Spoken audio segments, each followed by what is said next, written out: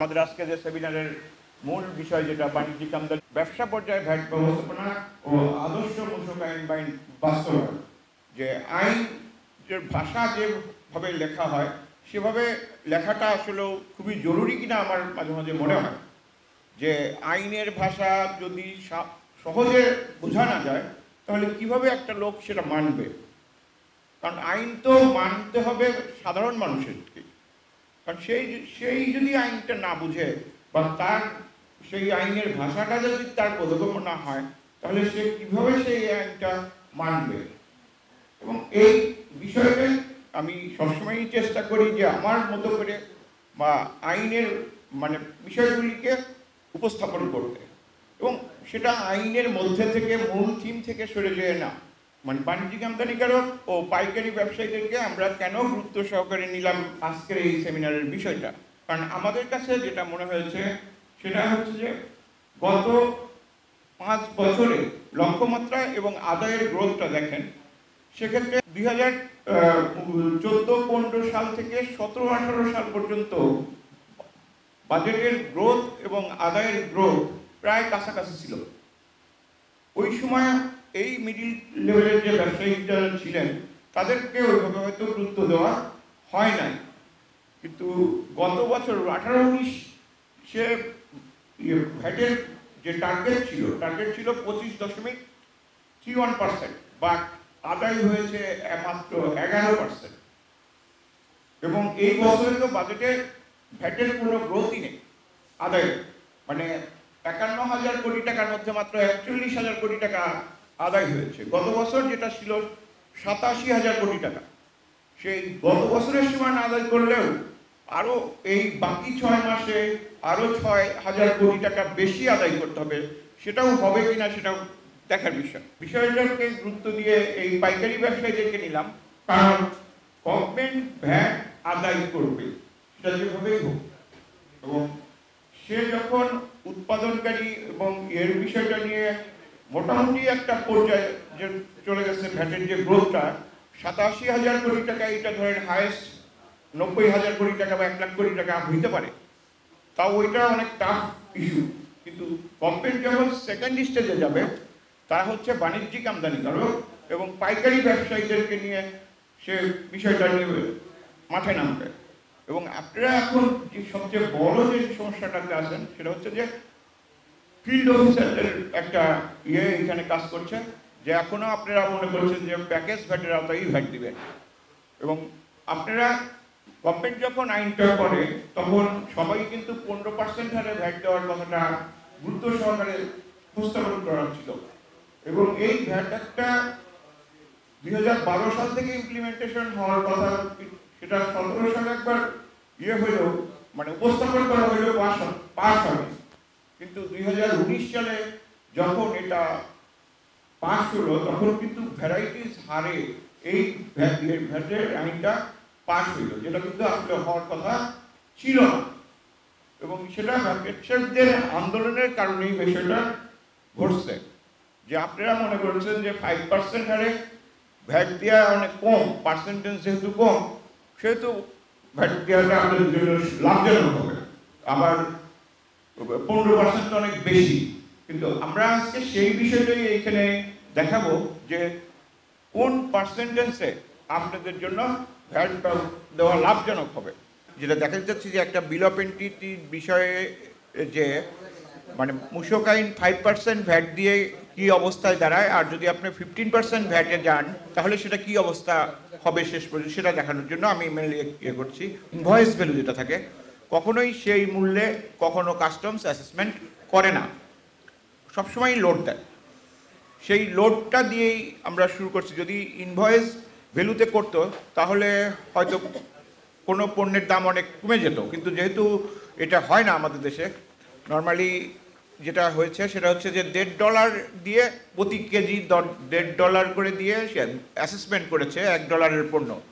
সেখানে আপনার সিডি আছে 25%, আরডি আছে 3%, এসডি আছে 20%, ভ্যাট 15%, এটি 5%, এআইটি আছে 5%। তো এখানে ইম্পোর্ট কস্ট কত হয় যদি আপনি মূসক আইন 2012-তে যেভাবে 5% ভ্যাটের কথা বলা হয়েছে, সেখানে আপনি শুধুমাত্র এটিটা রেয়াত পাবেন, বা এটিটা আপনার ব্যবসা পর্যায়ে রিফান্ডেবল হবে, বাট ভ্যাট রিফান্ডেবল হবে না ব্যবসা পর্যায়ে আপনাকে। তার মানে এটা আপনার যে ভ্যাটটা আপনি দিচ্ছেন ইম্পোর্ট স্টেজে, সেটা কস্টের সাথে যোগ হয়ে যাচ্ছে। আর যদি মানে আপনি 15% ভ্যাটে থাকতেন, তাহলে সেটা আপনি 39 টাকা, এটি সহ আপনি 39 টাকা আপনার পণ্যের দাম কমতো। তো সেই বিষয়টাই আমরা এখানে আনছি যে আদর্শ মূসক আইন আমদানি মূল্য যদি হয়, বা 2012 যে 5% যেখানে আপনি রেয়াত পাচ্ছেন না, সেটাতে হচ্ছে 229 টাকা। এবং যদি আপনি 15% ভ্যাটের আওতায় আসেন এবং ভ্যাট তখন আপনার কস্টিং হবে না, সেটা হবে 199 টাকা 60 পয়সা। তো এখন আপনার বিয়ে যেটা হচ্ছে যে আপনি যে মূল্যে বিক্রি করবেন সেটার উপর এক্সচেঞ্জ ভ্যালুতে ভ্যাট হবে, মানে ইনক্লুসিভ অফ ভ্যাট। সেটা যদি আপনি করেন 306 টাকায় এখানে বিক্রি করলো সে পাইকারি ব্যবসায়ীর কাছে, একজন ইম্পোর্টার, তাকে কত টাকা ভ্যাট দিতে হবে ব্যবসা পর্যায়ে এসে? তো সেটা যদি বের করতে 14 টাকা 57 পয়সা তাকে ভ্যাট দিতে হবে 5% যদি থাকেন। আর যদি 15%-এ আসেন, তাহলে তাকে ভ্যাট দিতে হবে 39 টাকা 91 পয়সা। তো এখন আসি আমরা রেয়াত কত টাকা পাওয়া যাবে। আপনি যদি 5% ভ্যাটে থাকেন, আপনাকে রেয়াত অনলি এটিটা 10 টাকা 1 পয়সা আপনি রেয়াত পাবেন। আর যদি আপনি 15% ভ্যাটে থাকেন, তাহলে আপনি ফুল ইম্পোর্ট স্টেজে যে টাকাটা ভ্যাট হিসাবে পেমেন্ট করেছেন সেটা আপনি রেয়াত পাবেন 39 টাকা 91 পয়সা। তো নেট আপনাকে যদি 5%-এ থাকেন, একজন বাণিজ্যিক আমদানিকারককে ক্যাশ পেমেন্ট করতে হবে 4 টাকা 56 পয়সা। আর যদি আপনি 15% ভ্যাটের আওতায় আসেন, আপনাকে কোনো টাকা ক্যাশ পেমেন্ট করতে হচ্ছে না আপনার ব্যবসা পর্যায়ে। আপনি যখন এই ইম্পোর্ট করে এটা আপনি পাইকারি ব্যবসায়ীর কাছে বিক্রি করছেন, তখন আপনাকে ওই ইম্পোর্টের স্টেজে যে ভ্যাট 15% এবং 85 দিয়েছেন 5%, সেটা দিয়েই আপনার এই ব্যবসার লেভেলে কাভার হয়ে যাচ্ছে। কিন্তু আপনি যদি 15%-এ থাকেন, তাহলে আপনাকে 4 টাকা 56 পয়সা ভ্যাট হিসেবে পেমেন্ট করতে হচ্ছে। তো এই বাণিজ্যিক আমদানিকারক যা ব্যবসা পর্যায়ে এসে টোটাল ভ্যাটটা হচ্ছে কত? 44 টাকা 91 পয়সা। কারণ আগে যে ভ্যাটটা পেমেন্ট করা হয়েছে, এই পাইকারি ব্যবসায়ী পর্যন্ত আসতে এটা 44 টাকা 91 পয়সা পর্যন্ত ভ্যাট দিতে হচ্ছে। আর যদি আপনি 15% ভ্যাটে থাকেন, তাহলে আপনাকে ভ্যাট দিতে হচ্ছে 39 টাকা 91 পয়সা। কারণ এই যে 39 টাকার সাথে আপনার যোগ হয়ে গেছে 4 টাকা 56 পয়সা। তো ঠিক সেই পণ্যটাই যখন পাইকারি ব্যবসায়ী ভোক্তার কাছে বিক্রি করলো 390 টাকা, এবং এটাও 390 টাকা। তো এইটার মধ্যে ভ্যাট আসলে 5% হারে আপনাকে দিতে হচ্ছে কত? 18 টাকা 57 পয়সা। আর 15% হিসেবে আপনাকে দিতে হচ্ছে 50 টাকা 87 পয়সা। এইখানে আপনি আর কোনো রেয়াত পাচ্ছেন না 5% হারে ব্যবসা, মানে যখন আপনি কনজিউমারের কাছে পাইকারি ব্যবসায়ী বিক্রি করছে। কিন্তু এইখানে সে আগে যে মূল্যে মালটা কিনেছে তার উপর 39 টাকা 95 পয়সা সে রেয়াত পাচ্ছে।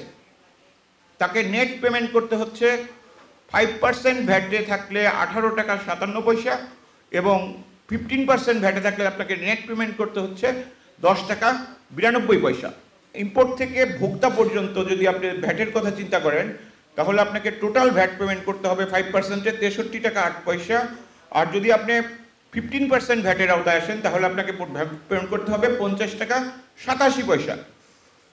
তো সেই হিসেবে আপনাকে ফুল একদম ইম্পোর্ট স্টেজ থেকে কনজিউমার পর্যন্ত 5%-এ ভ্যাট পেমেন্ট বেশি পেমেন্ট করতে হচ্ছে 12 টাকা 21 পয়সা। আর এইখানে আপনার ভ্যাট পেমেন্ট কম করতে হচ্ছে 12 টাকা 21 পয়সা।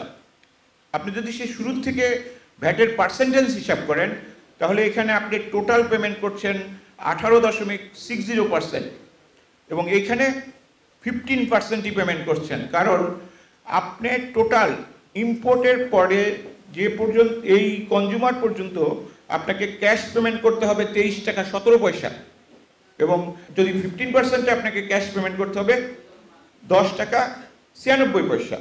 রেয়ারযোগ্য আরও অনেক বিষয় এর সাথে জড়িত, LC commission, insurance, port dues, C&F commission ইত্যাদির যে ভ্যাট আপনি পেমেন্ট করছেন সেই ভ্যাটটাও আপনি এখানে রেয়াত পাবেন, এবং এই রেয়াত পাওয়ার ফলে আপনার নেট 10 টাকা যে 96 পয়সার কথা বলা হয়েছে এটাও অনেক কমে যাবে যদি আপনি 15% ভ্যাটের আওতায় আসেন।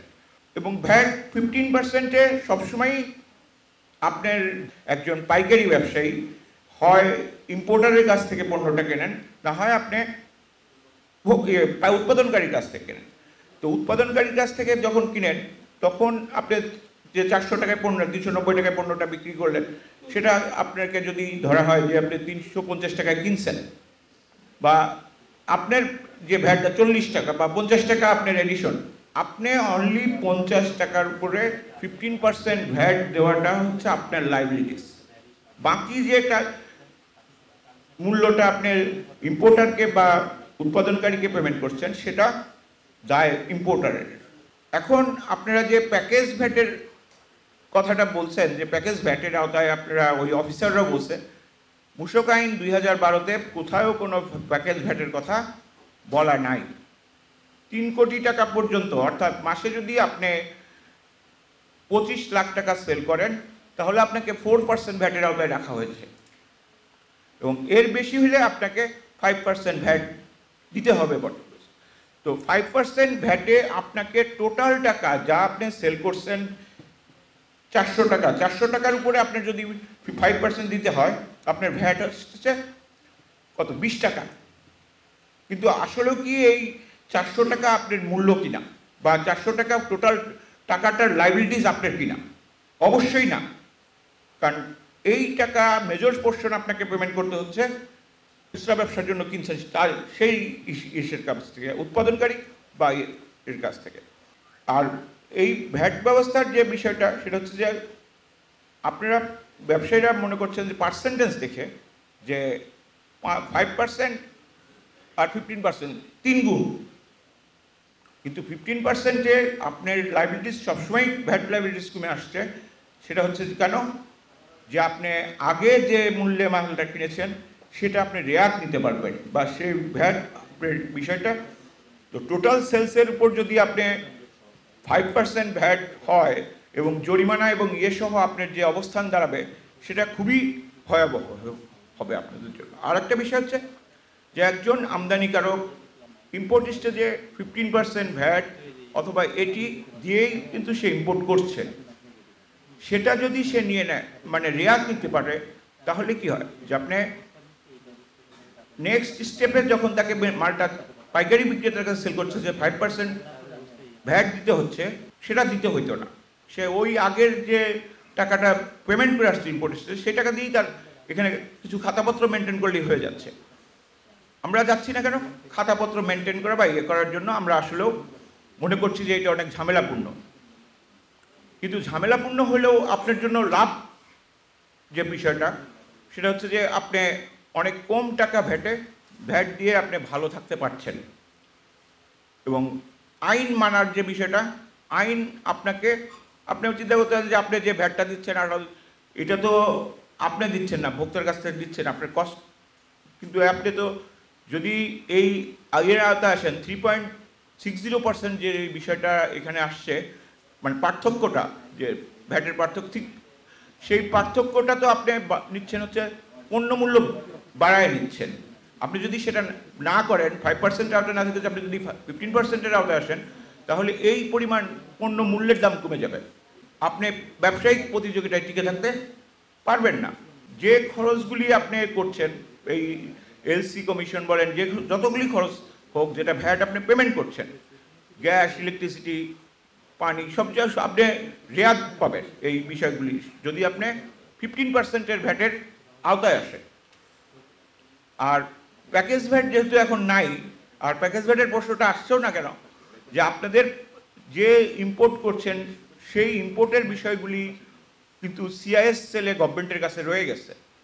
যে টার্নওভার ট্যাক্স 3 কোটি টাকা যদি আপনার ইয়ারলি টার্নওভার হয়, আপনি 4%-এর আওতায় থাকবেন। কিন্তু যদি এর বাইরে হয়ে যায় আপনাকে অবশ্যই 5%-এর নিয়ে আসতে হবে। তো আমরা যেটার জন্য আপনাকে আজকে যে সেটা হচ্ছে যে আপনারা 15% ভ্যাটে আসা আপনাদের জন্য খুবই সুবিধাজনক, এবং এই সুবিধাটা আপনাদের যদি নেন আইন মানা হবে, প্লাস ভ্যাটও দেওয়া হবে। এবং ভ্যাট অফিস আপনাদেরকে যেভাবে বোঝাচ্ছে যে এখন আপনি কিছু বাড়ায় প্যাকেজ ভ্যাট দেন, এ করেন, কিন্তু এই প্যাকেজ ভ্যাট কিন্তু আর থাকবে না। এবং গভর্নমেন্ট তার রাজস্ব ইনকাম বাড়ানোর জন্য এই সেকেন্ড স্টেজকেই এখন গুরুত্ব দিবে। কারণ যে লেভেলে ভ্যাটের গ্রোথ হয়ে গেছে, এই ইকোনমিতে এর চেয়ে বেশি গ্রোথ আনতে হইলে অবশ্যই গভর্নমেন্টকে সেকেন্ড লেয়ারে যেতে হবে। সেকেন্ড লেয়ার মিন এই কমার্শিয়াল ইম্পোর্টার কিন্তু ওয়ান কাইন্ড অফ ব্যবসা পর্যায়ে ভ্যাট দিতে হচ্ছে। সে শুধু ইম্পোর্ট করলে যদি থাকতো, সেটা ইম্পোর্টিস্টে কিন্তু তার ভ্যাট দিয়ে নিচ্ছে, কিন্তু যখন সে এই মালটা বিক্রি করছে কোনো পাইকারি ব্যবসায়ী বা খুচরা যাই বিক্রি করুক না কারণ, তার কিন্তু ব্যবসা লেভেলের একটা ভ্যাটের দায় তার উপর চলে আসছে। এবং সেই বিষয়টা এখন গুরুত্ব সহকারে গভর্নমেন্ট নিবে। আপনারা বলতে পারেন যে এতদিন কেন গভর্নমেন্ট বিষয়টা গুরুত্ব সহকারে নেন নাই, কিন্তু গুরুত্ব সহকারে নেন নাই কারণ গভর্নমেন্টের এতদিন যে ভ্যাটের টার্গেট ছিল সেটা পূরণ হয়েছে। পূরণ হওয়ার কারণে অফিসারদেরকে হয়তো ওইভাবে চিন্তা করতে হয়নি। বাট এখন যখন গ্রোথ হবে না, মানে এই বছরই ধরেন আপনার ভ্যাটের গ্রোথ খুবই কম হবে, 1, 2 বা 3, 4 এরকম হইতেও অনেক কষ্ট হয়ে যাবে। তো যখন এই গ্রোথ চলে আসবে তখন কিন্তু গভর্নমেন্ট বাংলাদেশ ব্যাংকের কাছে 10 কোটি টাকার উপরে যাদের টার্নওভার আছে তাদের ব্যাংক হিসাবগুলি অলরেডি চাওয়া শুরু করছে। তো সেই চাইলে আপনাদের ওইখানে কিন্তু 5% হারে যে ভ্যাটটা হবে সেটা অনেক আপনাদের জন্য ভয়াবহ অবস্থা হতে পারে। এই অবস্থান থেকে আপনাদেরকে বের হয়ে আসতে হবে, বের না হলে ব্যবসায়িক ঝুঁকি নিয়ে ব্যবসা করতে হবে। তো সেই ক্ষেত্রে আপনারা আমাদের যে পলিসি আমরা নিয়েছি, মাসুদ খান স্যার যে কথাগুলি বললেন যে অলরেডি কিন্তু আপনারা যারা পাইকারি ব্যবসায়ী আছেন বা ইম্পোর্টারের লিস্ট তো আপনার বিন নাম্বার দিয়ে যদি সিআইএসএ সার্চ দেয় ইজিলি গভর্নমেন্ট পেয়ে যাবে যে সারা বছরে বা 5 বছরে আপনি কি ইম্পোর্ট করছেন। আপনি যে কোনো ইম্পোর্ট স্টেজ থেকে ইম্পোর্ট করেন না কেন, প্রতিটা বিল অফ পেমেন্টই সিআইএস সেন্ট্রাল ইনফরমেশন সেলে আসে যোগ হচ্ছে। এবং আপনি যদি উৎপাদনকারীর কাছ থেকেও কিনেন, এখন প্রতিটা উৎপাদনকারীর বিক্রির কার কাছে কত টাকা বিক্রি করছে সেই বিক্রির তথ্য দিতে হচ্ছে। সুতরাং আপনি যে খাতাপত্র লুকাবেন, এলসি করবেন, এগুলি করে এখন আর কোনো পাওয়া যাবে না। তো সেই ক্ষেত্রে আমরা যেটা করতে চাচ্ছি সেটা হচ্ছে যে আপনাদের যারা এই আদর্শ মূসক আইনের আওতায় আসতে যাচ্ছেন, আমরা এইভাবে 5 জন বা 10 জনকে মডেল হিসেবে নিতে চাচ্ছি। ওনাদেরকে আমরা আদর্শ মূসক আইনে আওতায় নিয়ে আসবো। নিয়ে আসার পরে ওনারা যদি দেখেন যে এটা ফ্রুটফুল, ওনাদের জন্য ভালো হচ্ছে, তখন আমরা এটা বাংলাদেশব্যাপী কাজ করব। আপনাদের যে লোকবল আছে ওই লোকবলকেই ট্রেন্ড আপ করা।